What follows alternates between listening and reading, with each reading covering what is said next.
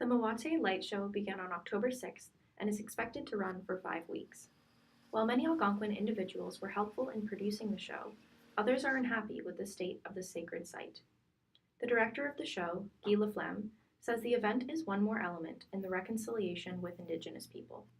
He explains that the production goal is to help people appreciate and understand why the falls are considered a sacred site for Indigenous people.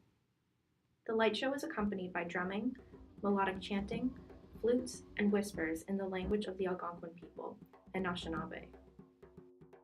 However, not all voices are being heard.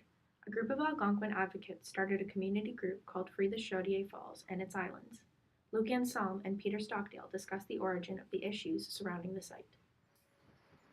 This was bought by the federal government.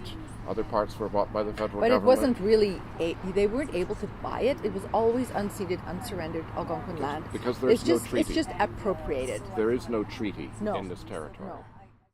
Previously, the falls were public access, but for the past decade they have been private property. In the early 1900s, the power-generating dams at Chaudiere were built, drastically changing the appearance of the falls and, according to Algonquin members, desecrating their natural beauty and freedom. Free the Chaudiere Falls have advocated against industrializing this historically sacred site. To spread awareness for their cause, they are hosting a large windsock-making bee. It needs to be returned to the First Nations as the sacred site that it is for them. Just like we're allowed to have our churches, they're allowed to have their sacred site, right?